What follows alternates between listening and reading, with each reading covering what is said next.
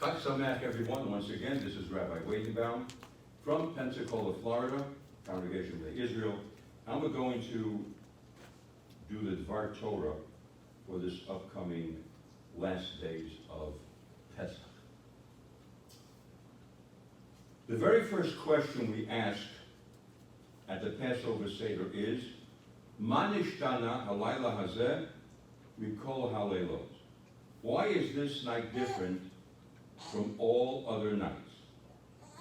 So let us take a moment to consider why we call this holiday Pesach, Passover, and why that's so important. The Haggadah asks, Pesach, Shehayu avotenu ochlim al shum ma. Pesach, the Passover offering, which our fathers ate.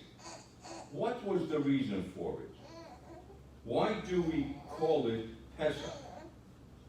Al shum shepasach hakadosh baruch hu al beitei avotenu b'Mitzrayim. Because the Holy One, blessed be He, Pasach, passed over the houses of our forefathers in Egypt when He slew the Egyptians' firstborn. So the question is, my friends, how did God know not to strike the Jewish homes? The answer is because He commanded us in the Stone Chumash, page 351, Exodus 12, 7 through 13, that they, the Israelites, shall take some of its blood of the Passover sacrifice and place it on the doorposts of the houses, and when I see the blood, I shall pass over you, so that there shall not be a plague of destruction upon you when I strike the land of Egypt. The big question is, did God need a sign on the door in order to know which homes were inhabited by Jews and which were not? The suggestion is that perhaps God didn't need any special mark, but perhaps the Malach HaMavet, the angel of death, needed that extra marker while making his sweep through the neighborhood. But let's be real about this. This is not some scene out of a Hollywood movie where the wrong guy is taken out at the wrong time. Surely, the real angel of death doesn't use painted street addresses to locate his mark. So what's with the placing of the sacrificial blood on the door? And for that matter, why the door? Why not the window, the stoop? Or, if the angel of death is coming from heaven, why not the rooftop? So let's take a moment and analyze the concept, the symbolism of a door. A door creates privacy, in addition to providing shelter and protection. A door is what separates the public person from the private person, the external self from the internal self. In the privacy of one's home, all facades and inhibitions tend to fall away, allowing the best, and sometimes the worst of a person comes to the surface. Some people can be very tolerant on the outside, all smiles and cheerful when in public, and yet, when they come home, another mood kicks in. No patience for the kids, no tolerance for the spouse, and not a smile anywhere in sight. Do you know someone like that? Do you live with someone like that?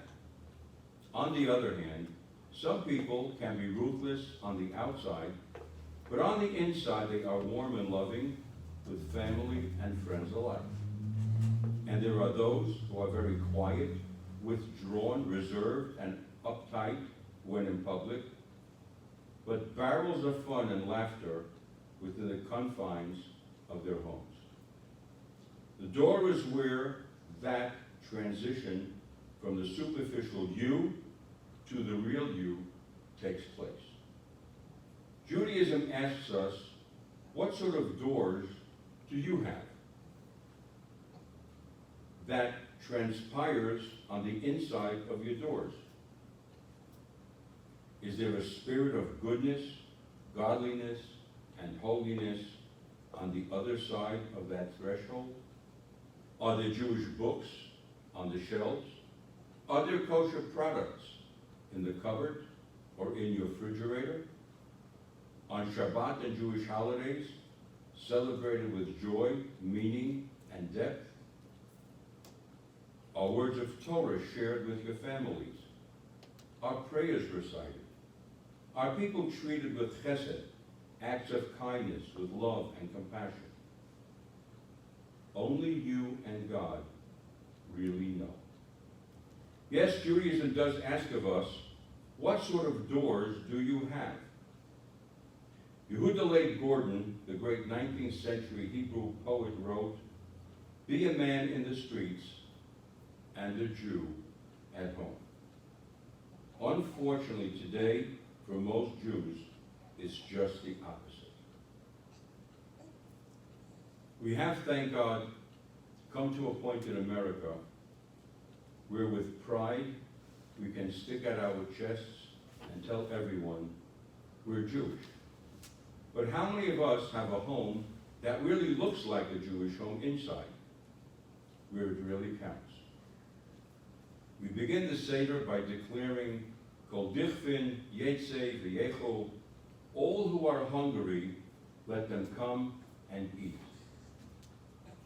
The Talmud tells us of a custom in ancient Jerusalem that whenever a Jewish family sat down to a meal, they would tack a cloth or pin a cloth on the door of their home. This served as a sign to all strangers and passers-by that it was mealtime, and that anyone who was hungry was welcome to come in and partake with them. What's posted on your doors?